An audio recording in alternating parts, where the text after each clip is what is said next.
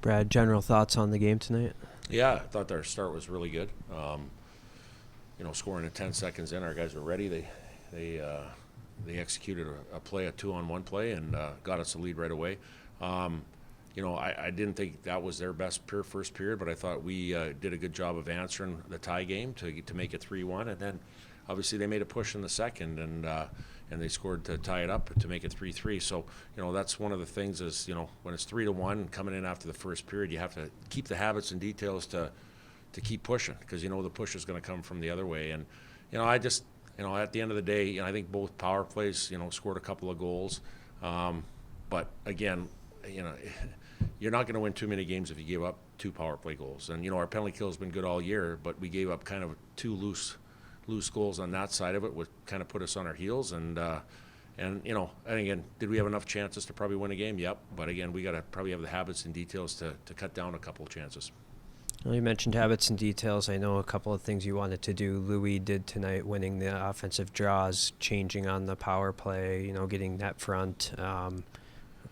What did you see from him? From Louis Jamernick? Yeah. Yeah, no, I thought he was good. I thought that line played pretty well tonight, and he made a great pass to Ben Strinnen on the 2-on-1, and he plays good baseline hockey. He plays a 200-foot game. He can make plays, but he's very good defensively as well. And I think it's a situation now where their goaltender, he didn't probably play the best in the first period, but he came back in the last two periods and made some huge saves, and I think that was the difference.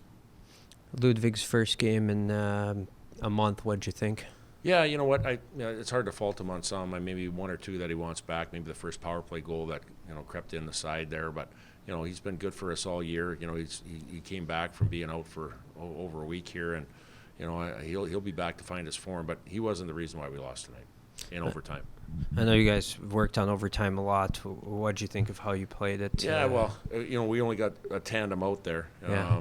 Obviously we wanted to win the draw with Berge, and we won it. I think, you can kind of go through it all as far as how to win in 3-on-3, and we have. But at the end of the day, I think the good 3-on-3 plays are the ones where you get your looks. You control and get your looks. If you don't have your look, then you kind of curl back and you wait for an opportunity where you have an outnumbered rush like they did at the end of the game there. But when we go in on a scoring chance and you're by yourself and it's just a guy getting checked and the goaltender's there, you probably want to live another day and curl back and try to have a situation where you have a better look.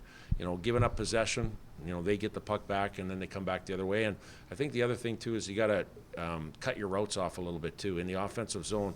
We call it finishing on top. Like if you're going in for the puck, you can't let the guy beat you up the ice. And I think that's what happened there too. So, there's some things that happen on it. And, right now it's not going in for us 3-on-3, but 5-on-5, I thought we played well enough or had enough chances to win.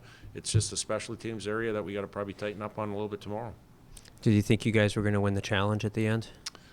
Well, I think initially, when you saw it from the ice and then you saw a brief replay of it, and then obviously we had, people upstairs, it was one of those things where I don't think we pushed the goaltender in, but I think they were trying to say that Ludi was above the blue paint. And that's a big play. Like at the end of the day, letting your goaltender have a chance to make a play on a rebound, and I don't think he had a chance to do that. So, again, like I said, I'm not going to get into if it should have counted, not should have counted. The game should have ended a lot time before overtime. We should have ended it in 60 minutes instead of trying to figure out a way to win it in overtime.